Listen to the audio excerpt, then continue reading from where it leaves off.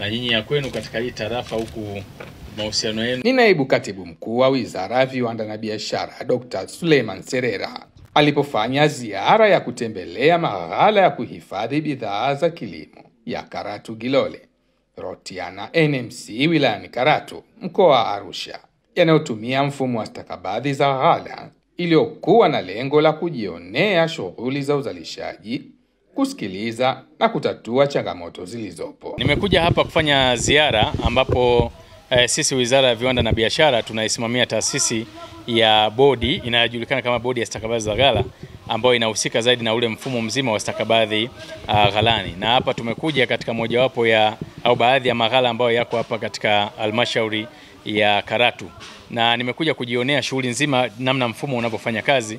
Kama tunavyofahamu kwamba mfumo huu umeanza siku za karibuni hapa, na kwa hiyo tumekuja kwa ajili ya kuangalia kwanza, kutathmini unavyofanya kazi, mwitikio wa wadau wetu ambao wako wakulima, wako wafanyabiashara na watu mbalimbali kwa ujumla, na serikali, kuona namna gani unavyofanya kazi. Baada ya kutembelea maghala haya, Dr. Serera anatoa wito kwa wadau wa kilimo na biashara kuendelea kutumia mfumo wa stakabadhi ghalani ambao umeleta ushindani katika soko la bidhaa za kilimo na kuwawezesha wakulima kupata faida kubwa kutokana na bei nzuri za mazao yao. Mfumo huu wa stakabadhi za ghala unazo faida nyingi. Faida ya kwanza kubwa ni ile ambayo inaleta ushindani kwenye hizi bidhaa.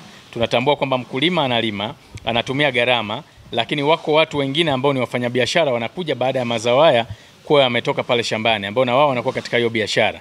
Kwa hiyo mnyororo mzima unapoenda kufanya ushindanishi kupitia masoko yale wenzetu wa TMX ambao tunashirikiana nao, unakuja kubaini kwamba wanunuzi wanashindana katika kununua zile bei, na hatimaye wakifanya kushindana, basi wale wakulima nao wanakuwa wanapata faida kubwa. Hiyo ni faida ya kwanza. Lakini ya pili, kwenye haya maghala yetu kama unavyoyaona, mengi yamewekwa katika hali ya usafi na yamezingatiwa, pamoja na nafaka yenyewe kwa asili yake ukiangalia, ukidondosha chini inachafua, lakini wenzetu hawa maghala haya yanakuwa yako ni masafi na wanatumia vifaa vya kisasa.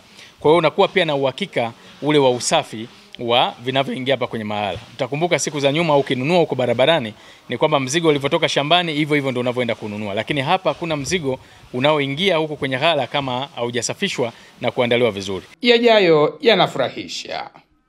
Bodi ya usimamizi wa stakabadhi za ghala kupitia kwa mkurugenzi mtendaji wake Asange Bangu anawaomba wanunuzi na wadau wao kuendelea kuwa na imani nao, kwa maana huko baadaye makubwa na mazuri zaidi yanakwenda kutokea. Sisi kama bodi ya usimamizi wa stakabadhi za ghala tunamshukuru Daktari Samia Suluhu Hassan, rais wa awamu ya 6, kwa kazi nzuri aliyoifanya, hususan katika kutoa support kubwa kwenye upande wa kilimo. Tunashukuru Wizara ya Kilimo ambao tumeendelea kufanya nao kazi kwa karibu kupitia taasisi zake za Kopra pamoja na TCDC, lakini upande mwingine Wizara ya Fedha ambao kupitia TMX tumeendelea kushirikiana kwa pamoja.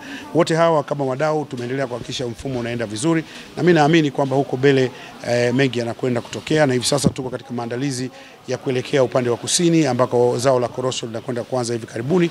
Basi niwaombe wanunuzi wetu na wadau wetu kuendelea kuwa na imani na mfumo huu wa stakabadhi za ghala. Tutajitahidi kadri inavyowezekana bidhaa zinazotolewa kwenye maghala ziwe bidhaa zenye ubora unaoendana sawia na viwango vya fedha ambazo wenzetu wanunuzi wanakuwa wakivile. Ni kwa namna gani mfumo huu umeleta tija na manufaa makubwa kwa wakulima na wanunuzi, hususan hapa wilayani Karatu? Mfumo wa stakabadhi ghalani umekuwa na faida nyingi sana, hasa kwa sisi vijana.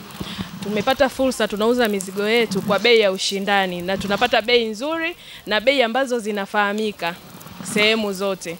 Kwa mfano mwaka huu huko vijijini walikuwa wanauza mbaazi kwa shilingi 650, 750, 800, kwa sababu walikuwa wanasema sisi huo mfumo hatujaona unavyokuwa, kwa hiyo tunahitaji tulipe pesa kesh. Kwa hiyo wafanyabiashara na baadhi ya watu wengine ambao wanafanya hizo biashara za mazao walikuwa wananunua, wanaleta hapa kwenye ghala, wanajaribu kuangalia itakuwaje ili zoezi. Lakini Mungu amesaidia, mnada wa kwanza uliofanyika hapa, bei ya kwanza iliyotoka ilikuwa zaidi ya shilingi 1000, lakini wakulima na wafanyabiashara walikuwa wanauza kwa shilingi 750, 850. Sasa ikaleta taharuki kila mahali. Kwa hiyo sasa baadaye wakajitokeza watu kutoka kila mahali, kutoka kila kona ya Karatu kwamba jamani, kumbe mfumo ni mzuri.